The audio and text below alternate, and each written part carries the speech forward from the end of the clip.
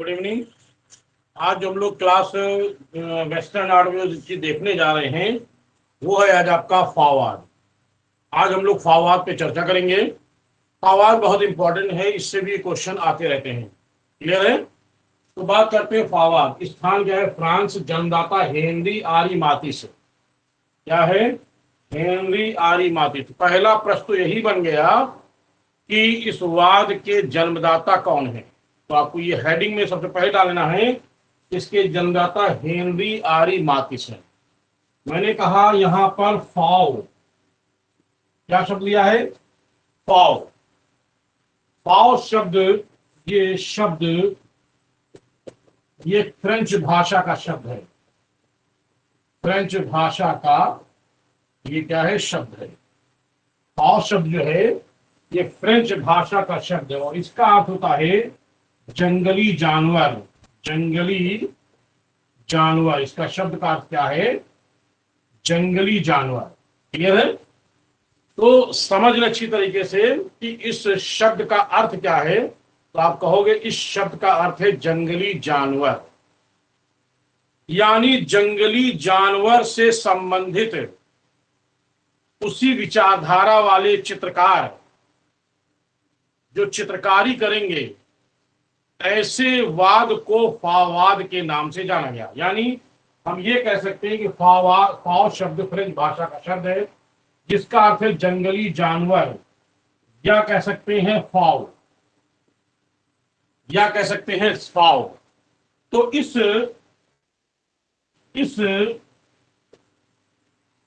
विचारधारा वाले 9 कलाकारों को फावादी, 9 कलाकारों को फावादी चित्रकार कहा गया। ठीक है? और तथा इसे फावाद कहा गया। क्या कहा गया? फावाद कहा गया।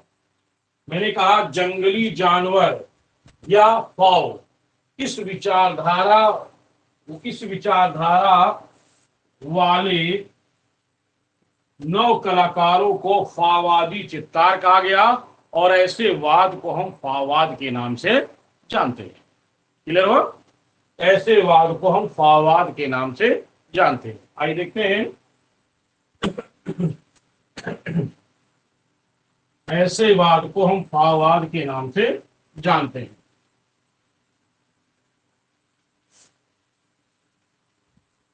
अब क्योंकि इस वाद को, यानी इस वाद के जो चित्रकार है या फाव का जो शब्द का अर्थ है वो है जंगली चित्रकार, यानी जंगली, तो इसीलिए फावाद को जंगलवाद भी कहते हैं। फावाद को जंगलवाद भी कहते हैं। ध्यान रखिएगा, फाववाद को जंगलवाद भी कहते हैं। यह है। तो 1905 में, आइए बात करते हैं, हम लोग शुरू करते हैं।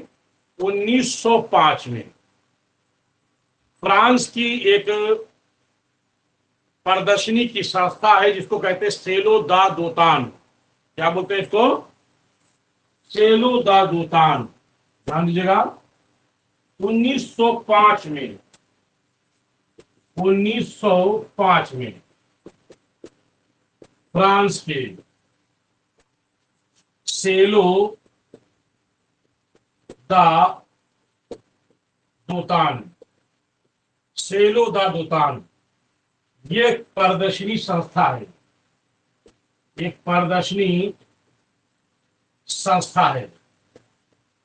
इस संस्था में 9 कलाकारों, यानी नए कलाकार, 9 कलाकारों ने अपने चित्र रखे। ठीक है? 9 कलाकारों ने अपने चित्र रखे थे। क्या किए थे? अपने चित्र रखे। तो जब इस कलाकारों ने अपने चित्र रखे, ध्यान देना मेरी बात को, जब इन कलाकारों ने अपने चित्र रखे रखे।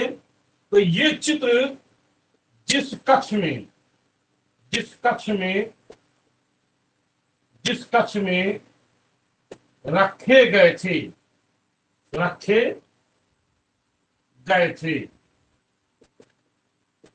उसी कक्ष में यानी कमरे में, उसी कक्ष में एक मूर्तिकार है मां करवे। क्या नाम है? उस मूर्तिकार का नाम है मां करवे। उसी कक्ष में मूर्तिकार का नाम है ये मां करवे। उस मूर्तिकार के मां करवे की एक मूर्ति रखी गई थी। क्या लिखा मैंने? उसी में एक मूर्ति रखी गई थी। कौन सी मूर्ति रखी गई थी? आइए देखते हैं। 1905 में फ्रांस के सेलो दा दोतान नामक स्थान में एक प्रदर्शनी संस्था है। 9 कलाकारों ने अपने चित्रों के यहाँ रखे थे। उसी कक्ष में मूर्तिकार मां करवे की एक मूर्ति रखी गई।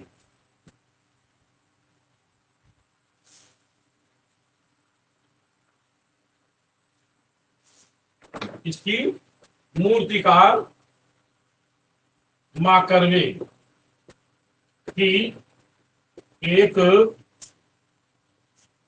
मूर्ति, और मूर्ति क्या थी? 14वीं शताब्दी की शैली में बनी 14वीं शताब्दी की शैली में बनी एक बालक के शीर्ष की मूर्ति रखी थी। 14वीं शताब्दी की शैली में मां करवे की एक मूर्ति रखी गई, और उस मूर्ति एक बालक के शीर्ष की मूर्ति थी।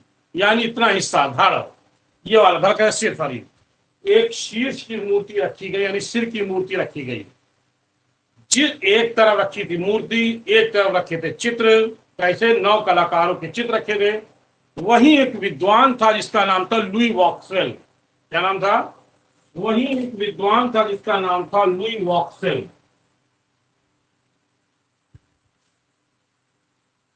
कला समीक्षक जिसका नाम था ली वॉक्सवेल, याद रखिएगा। कला समीक्षक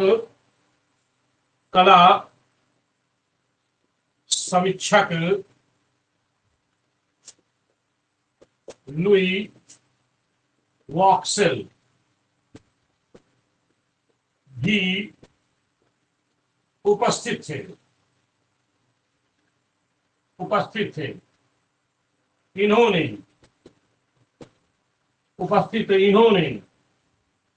चित्रों को देखकर कहा देखो। क्या कहा था? देखो जंगली जानवरों के बीच, देखो जंगली जानवरों के बीच देना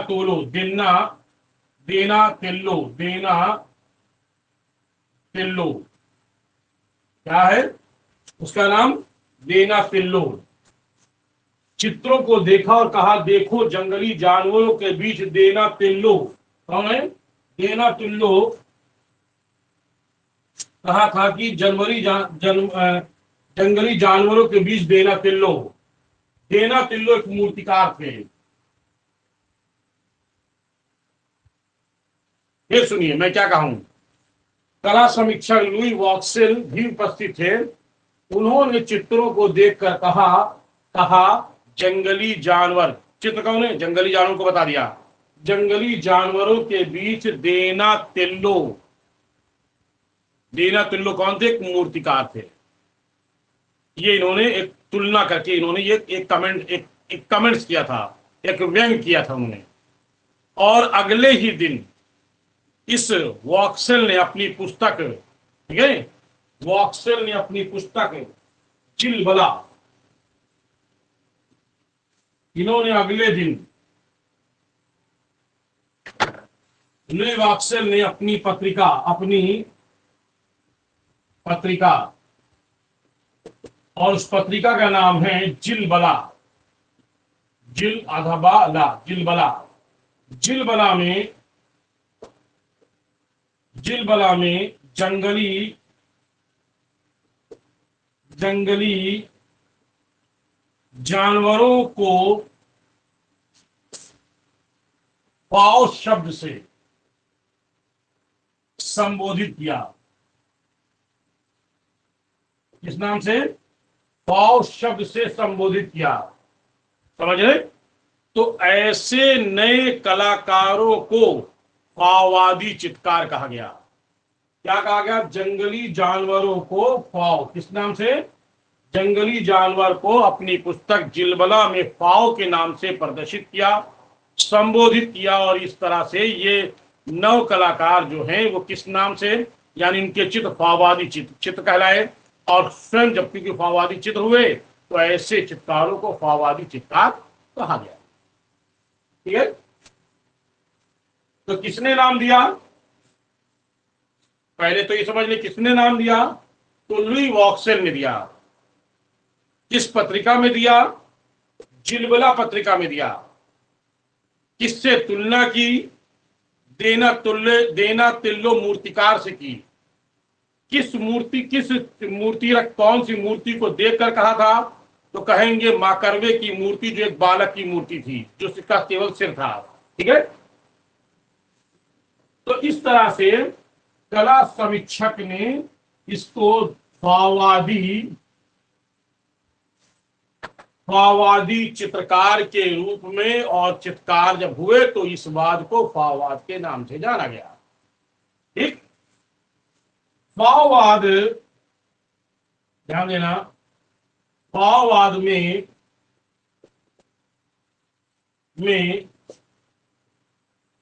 समुद्र क्या है? फाववाद में समुद्र के किनारे के चित्र बनते थे। एक तो ये पॉइंट, फाववाद में समुद्र के किनारे के चित्र बनते थे। नेक्स्ट, फाववाद में सार्वजनिक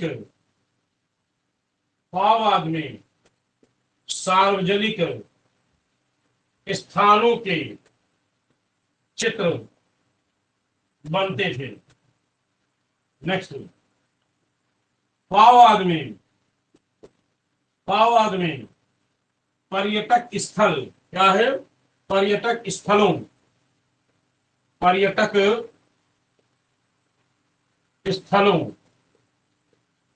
के चित्र बनते थे। नेक्स्ट, फाववाद में एक और बनते थे, फाववाद के समारोह के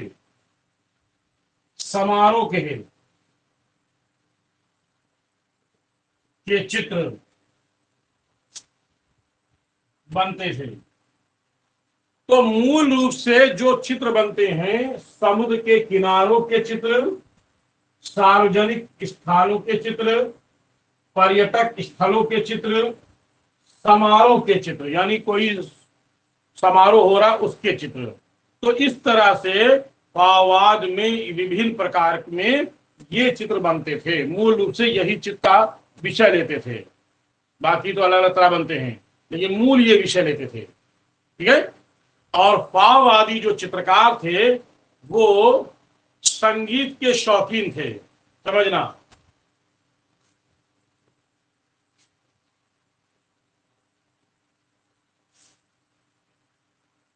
फाववादी चित्रकार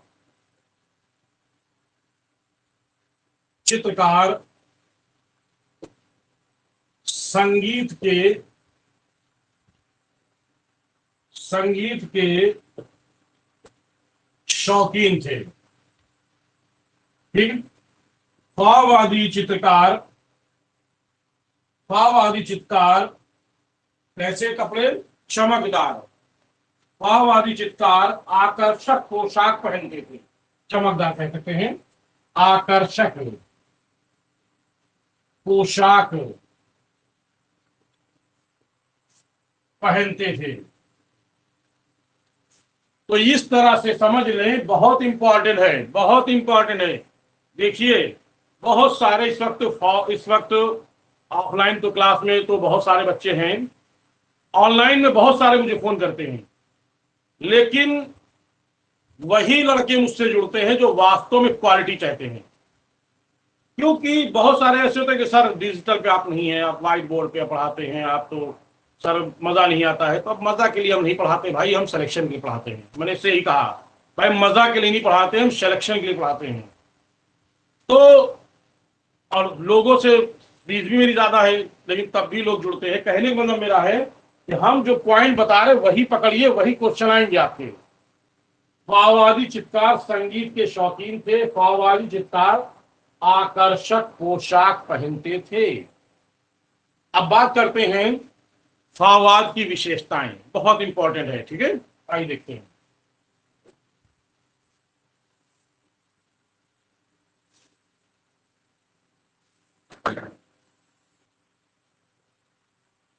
विशेषताएं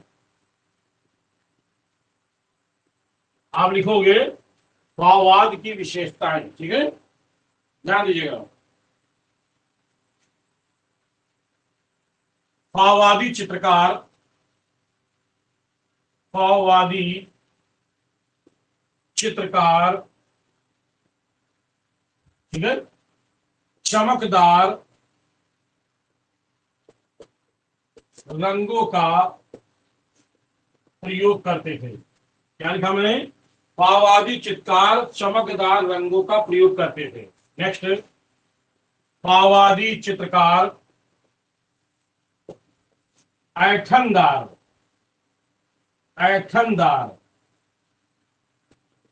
रेखाओं का प्रयोग करते थे। ऐंठनदार रेखाओं का प्रयोग अभिव्यंजनावाद में बहुत ज्यादा हुआ है। आगे पढ़ाएंगे कैसी ऐंठनदार होती है, ऐसे ये ऐंठनदार रेखा है, ठीक है। तो फाववादी चित्रकार जो हैं वो ऐंठनदार रेखाओं का प्रयोग करते हैं, ठीक है। नेक्स्ट नंबर 3, फाववादी चित्रकार घनत्व के स्थान पर, घनत्व के स्थान पर समतल का प्रयोग करते हैं। क्या करते हैं, समतल। घनत्व का महत्व नहीं देते ज्यादा। ये लोग घनत्व के स्थान पर किसका, समतल का प्रयोग करते थे। नेक्स्ट,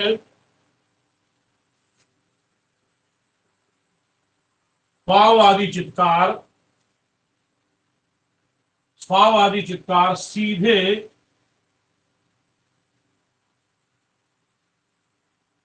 ट्यूब रंग को पट पर, पट मतलब कपड़े पर, तो सीधे ट्यूब रंग को पट पर निकालते थे। यानी क्या करते, दबा करके, ऐसे दबा करके वो निकाल देते थे। तो सीधे ट्यूब पर, यानी सीधे डायरेक्ट ट्यूब पर रंग जो है पट पर निकाल कर लगा देते थे। यानी पट पर निकाल कर लगाते थे डायरेक्ट, यानी ट्यूब से, तुलिका का प्रयोग नहीं करते, डायरेक्ट लगा देते थे, ठीक है। तो सीधे ट्यूब पर लगा देते थे। नेक्स्ट, फाववादी चित्रकार प्रकाश के स्थान पर रंगों का प्रयोग करते थे। क्या करते थे, प्रकाश के स्थान पर किसका प्रयोग करते थे, रंगों का प्रयोग करते थे। समझ में आ रहा। प्रकाश के स्थान पर रंगों का प्रयोग करते थे। क्लियर हो?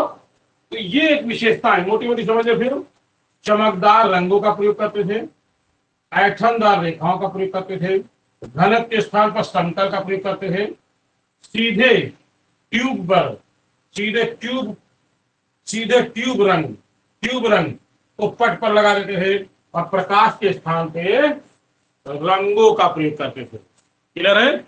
इसके अतिरिक्त इनकी कला में, ध्यान देना, इनकी कला में यानी फावाद की कला में जर्मन कला का प्रभाव दिखता है। क्या दिखता है?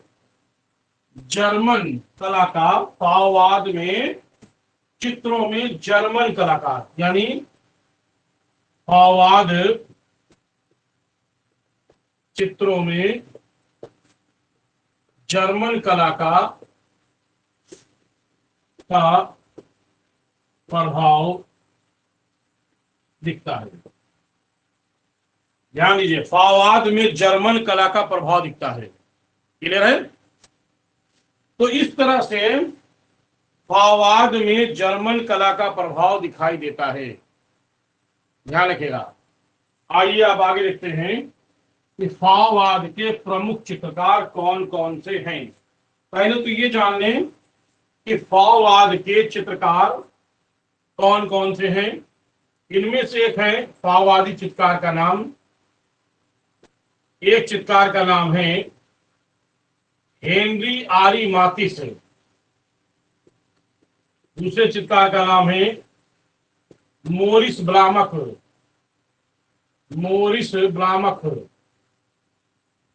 तीसरे का नाम है रॉल धूफी, और एक और है रॉल धूफी आंद्रे देरे।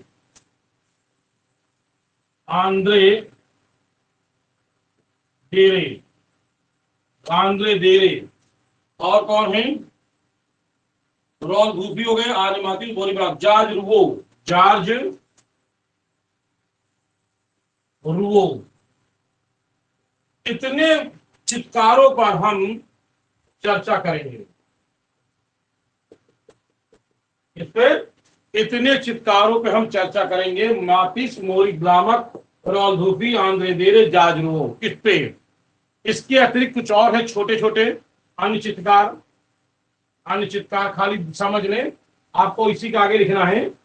अन्य चित्रकारों में जैसे लिख दे हम 6 नंबर पे, ऐसे बात तो केवल हम 5 ही पे करेंगे, लेकिन 6 नंबर पर लिख देते हैं। उनका मैं चार्ल्स कैमोइन,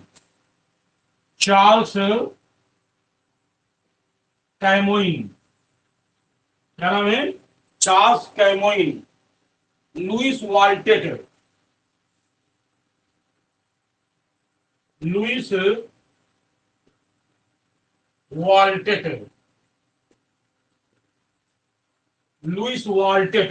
नेक्स्ट हेनरी मैगुइन।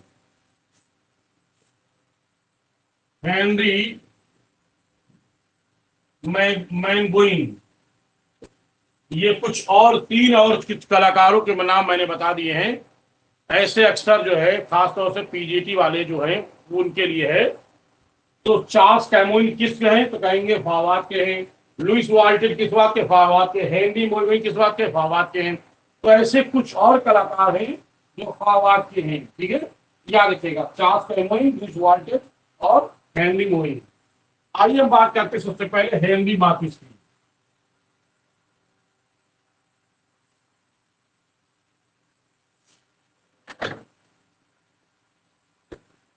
हेनरी आरी मातिस, ठीक है, क्या लिखेंगे? हेनरी आरी मातिस। ठीक, ये एक फाववादी चित्रकार, मूर्तिकार, छायाकार,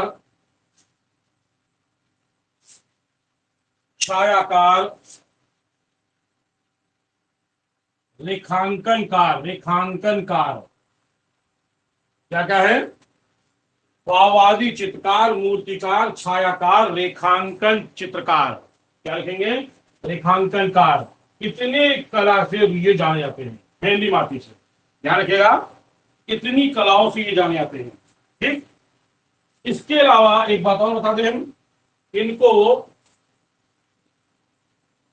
इनको फासिज्म चित्रकार भी कहा जाता है।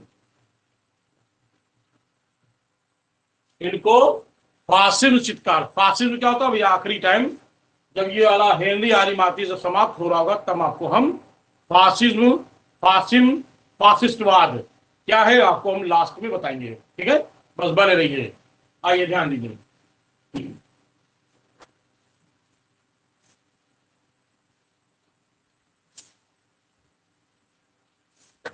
हेनरी आरी मातिस का जन्म 1869 में फ्रांस के ला कांटो, फ्रांस के ला कांटो नामक स्थान पर हुआ था। इनका जन्म फ्रांस के ला कांटो नामक स्थान पर इनका जन्म हुआ था। बचपन से इनको चित्रकारी का शौक नहीं था। ये मतलब ये होता नहीं बचपन से आदमी चित्रकारी शौक होता है, तो इनको बचपन से चित्रकारी का इनको शौक नहीं था, ध्यान रखिएगा। ये बड़े हुए तो एक सॉलिसिटर कार्यालय होता है वहां के लिपिक बन गए। क्या हुए ये, सॉलिसिटर, साली सॉलिसिटर, सॉलिसिटर कार्यालय के ये एक लिपिक थे। लिपिक बोले तो क्लर्क, एक क्लर्क थे। एक दिन इनको हो गया था अपेंडिक्स रोग से पीड़ित थे। ठीक है,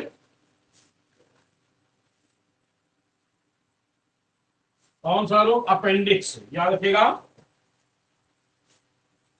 अपेंडिक्स।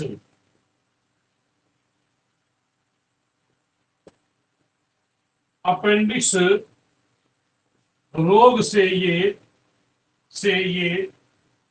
पीड़ित थे। अपेंडिक्स रोग से पीड़ित थे। अपेंडिक्स होता क्या है, बहुत लोग जानते होंगे, नहीं जानते मैं बता देता हूं। एक्चुअल में क्या होती है कि ये जैसे खराब खाना खाने से या खराब चीजें, जितना ज्यादा लोग फास्ट फूड खाते हैं, तो क्या होता है कि कमर में ऊपर साइड में एक जो है एक अलग से एक नस बढ़ जाती है जो बेकार होती है। तो वो क्या होते हैं कि उसको काट करके अलग कर दिया जाता है, वो अपेंडिक्स। या इलाहाबाद में बहुत सारे लोग ऐसे होते हैं, अपेंडिक्स वाले बहुत होते हैं। तो अपेंडिक्स से रोग से पीड़ित थे, तो इनकी माता ने इनको जो है अस्पताल में यानी रुग्णालय, इसमें कहेंगे अपेंडिक्स रोग से पीड़ित थे इसीलिए इनको रुग्णालय, क्या बोलेंगे, रुग्णालय, रुग्णालय बोले तो अस्पताल, इनको अस्पताल में भर्ती, रुग्णालय ने इनको भर्ती कर दिया। कई दिन तक ये भर्ती थे, अब खाली मतलब इनका ऑपरेशन हो करके ठीक ठाक हो चुके थे, लेकिन क्योंकि कुछ दिन अस्पताल में रुकना था, रुग्णालय में रुकना था, तो ऐसे ही खाली में इनकी माँ एक तैल रंग का डिब्बा, यानी कि माता माता जो है तैल रंग का एक डिब्बा या डिब्बी कहेंगे, एक तैल रंग की डिब्बी, ठीक है, एक तूलिका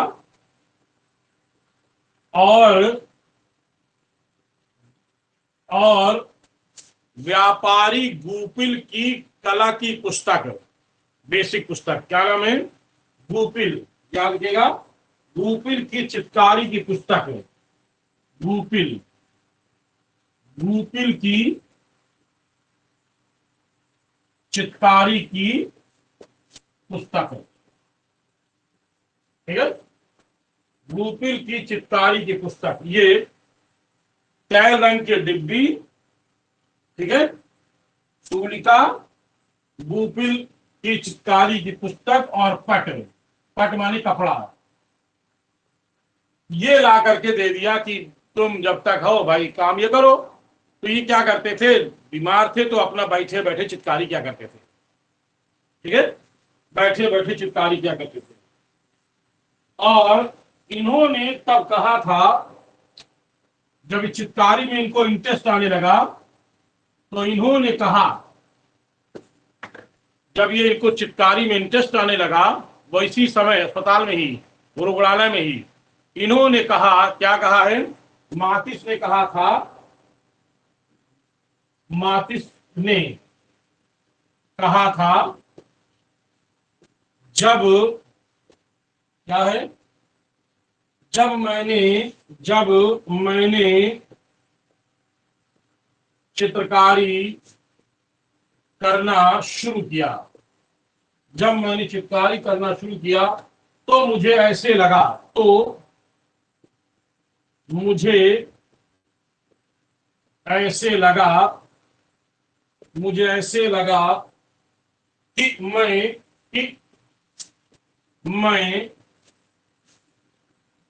स्वर्ग की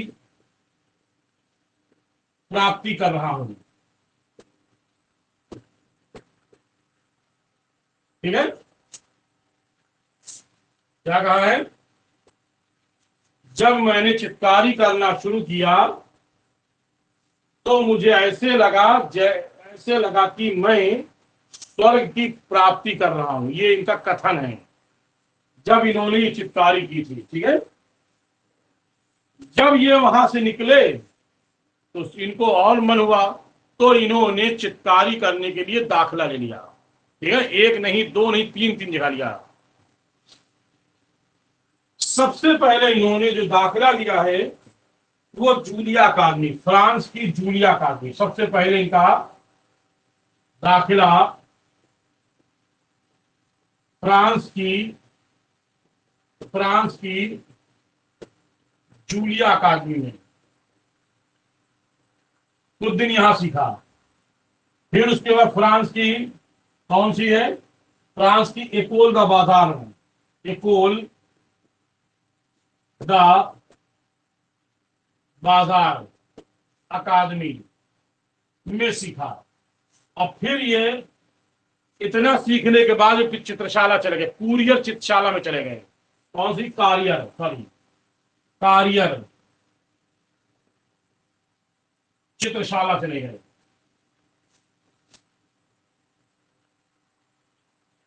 चले गए थे। तो ये चित्रकारी के साथ साथ ये मूर्तिकारी भी सीखते थे, ध्यान रखिएगा, चित्रकारी के साथ साथ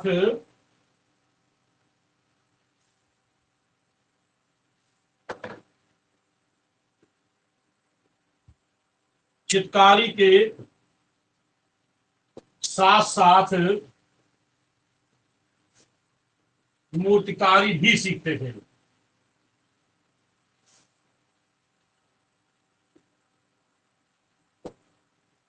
चित्रकारी के साथ साथ ये मूर्तिकारी भी सीखते थे, समझ रहे। और इन्होंने अपनी सबसे पहली मूर्ति जो बनाई थी, ध्यान दीजिएगा, इनकी सबसे पहली जो मूर्ति है उसका नाम है गुलाम। सबसे पहली मूर्ति बनाई और उस मूर्ति का नाम क्या था, गुलाम। ध्यान रखिएगा, हेनरी आरी मातिस की सबसे पहली मूर्ति जो थी वो गुलाम थी, ठीक है। और इस मूर्ति की तुलना, यानी इस मूर्ति की तुलना मूर्तिकार रौंदा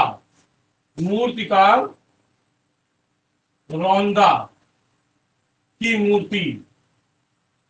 मूर्ति का नाम है चलता हुआ आदमी से इसकी तुलना की है। क्या नाम है, चलता हुआ आदमी मूर्ति, चलता हुआ आदमी।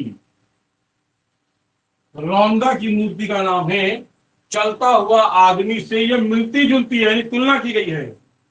फिर सुनिए, चित्रकारी के साथ साथ एक मूर्तिकारी भी सीखते थे। सबसे पहली मूर्ति बनाई थी गुलाम, इसकी तुलना कहने या इससे मिलती जुलती है मूर्तिकार किसकी? रौंदा की मूर्ति चलता हुआ आदमी से मिलती जुलती है। ठीक है। इसके बाद इन्होंने चित्र बनाया। ध्यान दीजिए, 1905 में इन्होंने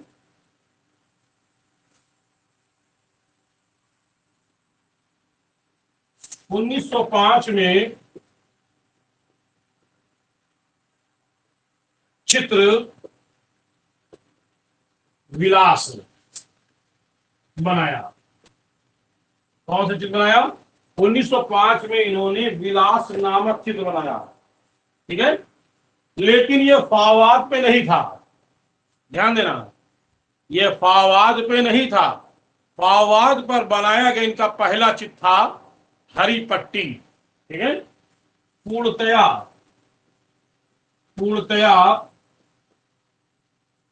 फावाद पर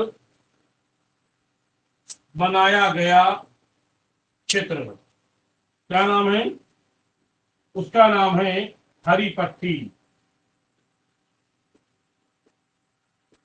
इसको अंग्रेजी में है the green line. The green line, हरी पट्टी, द ग्रीन लाइन। ठीक है, इसमें सबसे ज्यादा हरे रंग का प्रयोग किया गया है। इसमें हरी पट्टी में सर्वाधिक हरे रंग का प्रयोग किया गया है। इसके अलावा लाल है, गुलाबी है, सिंदूरी है। इसके अलावा और भी रंग है, नोट कर लीजिए, मैं बोल दे रहा हूं, लिख नहीं रहा हूं। लाल कौन सा है? लाल है। और कौन सा है? गुलाबी है, सिंदूरी। बिल्कुल सही है, लाल है, गुलाबी है, सिंदूरी है। इन रंगों का प्रयोग किया गया है। और ये जो चित्र है ये मादाम मातिस का चित्र है, यानी कि पत्नी का। ये जो चित्र है हरी पट्टी, ये मादाम मातिस है। ये मादाम मातिस का चित्र है, हरी पट्टी। ठीक है, ध्यान रखिएगा, मादाम, इनकी पत्नी मादाम मातिस का चित्र है ये। और ये चित्र सुरक्षित कहाँ है? देखिए कहाँ सुरक्षित है ये चित्र सुरक्षित कहाँ है? तो आप कहेंगे ये चित्र जो है वर्तमान में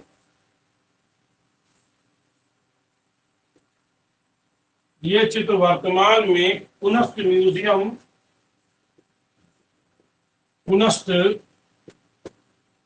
म्यूजियम कोपेनहेगन। कहा ये? पुनस्त म्यूजियम कोपेनहेगन, डेनमार्क। कोपेनहेगन कहा है? Denmark.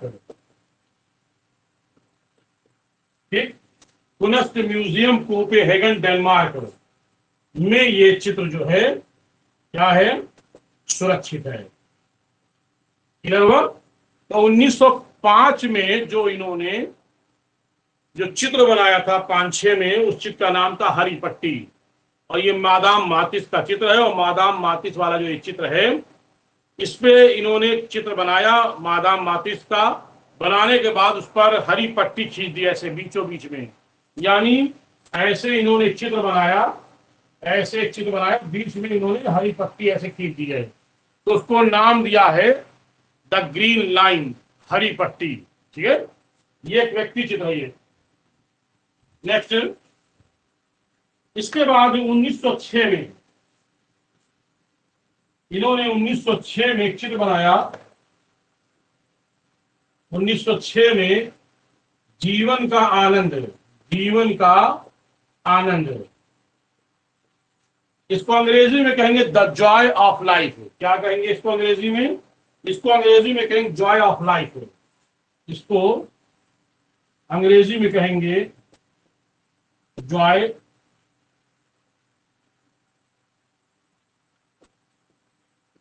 Of life. Joy of life क्या कहेंगे? JOY, Joy of LIFE, the Joy of life. क्या नाम दिया इसको? Joy of life. ये इसका हिंदी अर्थ है जीवन का आनंद। ये चित्र राष्ट्रीय कला प्रदर्शनी में स्वीकृत हुआ था। इन्होंने इसको भेजा था राष्ट्रीय कला प्रदर्शनी में स्वीकृत हुआ था।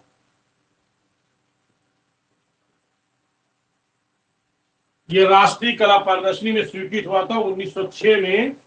जीवन का आनंद नामक चित्र बनाया था। ये सुरक्षित कहाँ चित्र है, आइए इसको भी देख लेते हैं।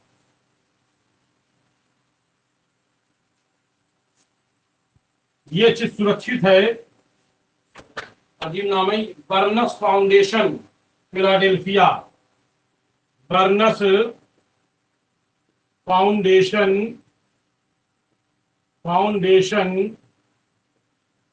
Philadelphia burns foundation Philadelphia Pennsylvania यानी यूएसए अमेरिका में सुरक्षित है। बर्नस फाउंडेशन फिलाडेल्फिया अमेरिका में ये चित्र सुरक्षित है, ध्यान रखिएगा, ठीक है। इसके अलावा इन्होंने ये एक संस्था खोली थी। इन्होंने एक संस्था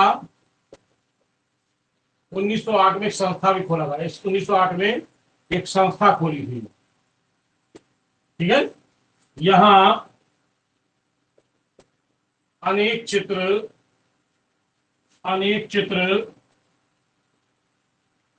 बनाकर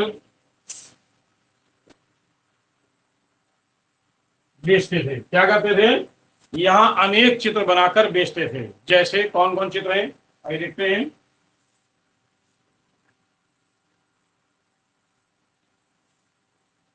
ऐसे कौन कौन चित्र हैं, जैसे कछुआ व 3 स्नान मग्नाएं चित्र, कछुआ व 3 स्नान मग्नाएं, एक चित्र यह है, स्नान मग्नाएं। दूसरा इनका चित्र है संगीत। तीसरा इनका है नृत्य। और ये तीनों चित्र रूस संग्रहालय में सुरक्षित है। ये तीनों के तीनों चित्र कहां सुरक्षित है, तो कहेंगे रूस संग्रहालय में ये चित्र सुरक्षित है, ठीक है। आगे देखते हैं। 1909 में तैल रंग में इन्होंने 1909 में तैल रंग में चित्र बनाया, डांस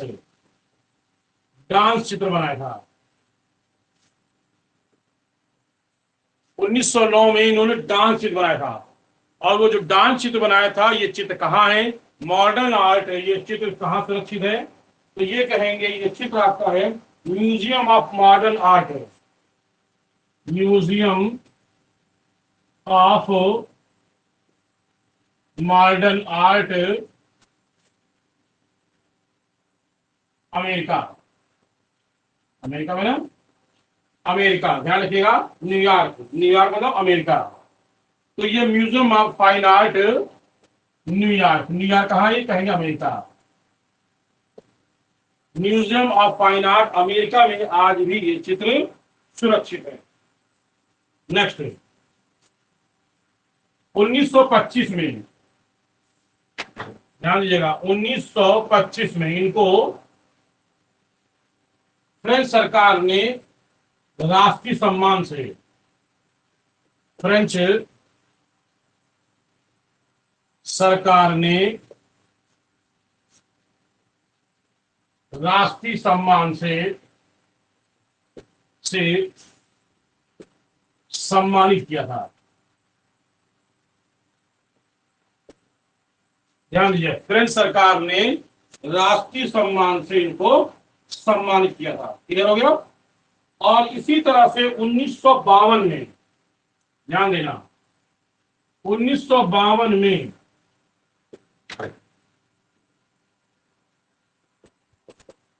फ्रांस के ला कांतो, जहां इनका जन्म हुआ था, ला कांतो में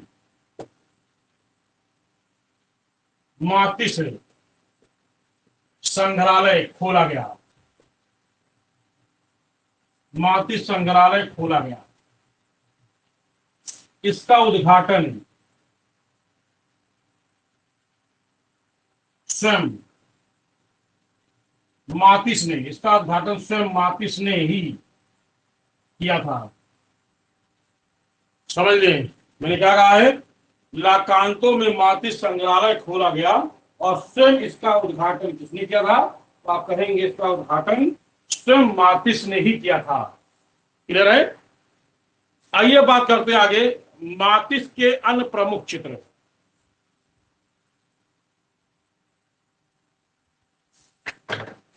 अन्य प्रमुख चित्र कौन कौन के अन्य प्रमुख चित्र हैं? आइए देखते हैं।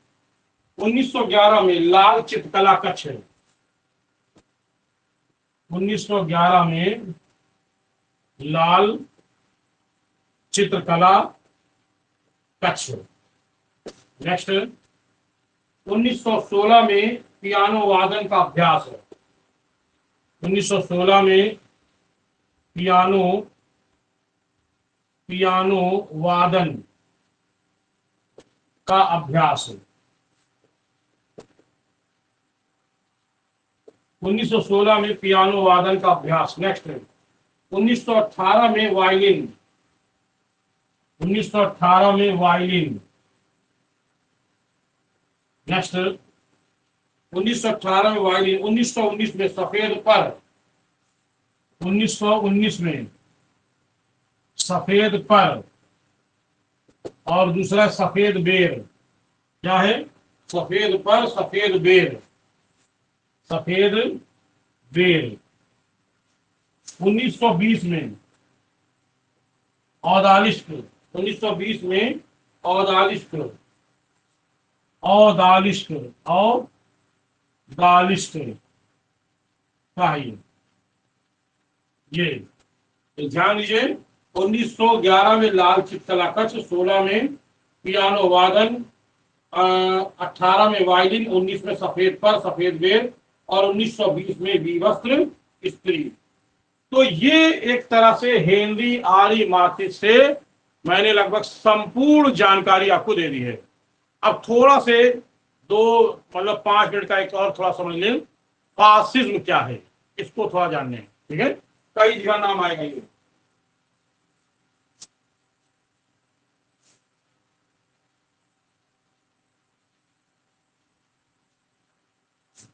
फासिज्म, फासिज्म, क्योंकि ये कुछ बहुत से चित्रकार फासिज्म से जुड़े थे। फासिज्म, फासिज्म के संस्थापक मुसोलिनी थे। मुसोलिनी कौन थे इसके संस्थापक? इसके संस्थापक थे मुसोलिनी। ध्यान रखिएगा, इसको फासिज्म को फासिस्ट, फासिस्ट, इसको फासिस्ट, ध्यान रखिएगा, इसको फासिस्ट, फासीवाद, फासिस्टवाद, फासीवाद, फासिज्म के नाम से जानते हैं। ये एक आंदोलन था। ये क्या था? एक आंदोलन था। इस आंदोलन के लोग, ये एक आंदोलन था, इसके लोग काली कमीज पहनते थे। काली कमीज पहनते थे। फासिज्म, इसके लोग। और इसका उदय कब हुआ है? इसका उदय हुआ है 1919 में। कहा हुआ इसका उदय? इसका उदय हुआ है इटली में। 1919 में इसका उदय इटली में हुआ। फासिज्म के जो संस्थापक थे उनका नाम था मुसोलिनी। ठीक है, क्या नाम इनका है? इनका नाम है मुसोलिनी। इसका उदय 1919 में कहा हुआ? इटली में हुआ है।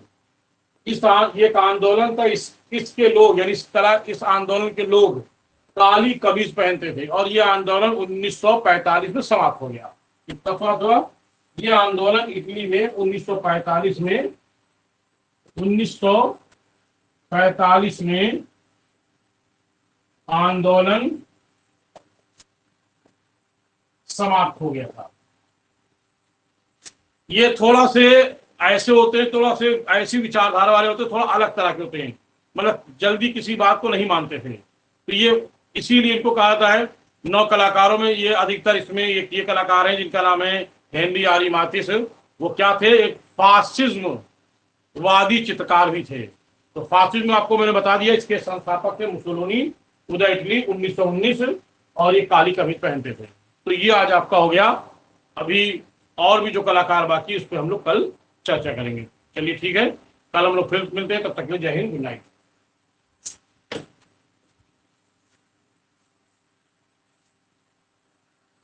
कौन कौन है? अजय है, गणेश है, विपिन है, शशिकला है, नीलम, चंद्रकला, रानी, ज्ञानेन्द्र, प्रीति, श्री कृष्णा, रोजी, निधि, सुनीता, आनंद। चलिए गुड नाइट।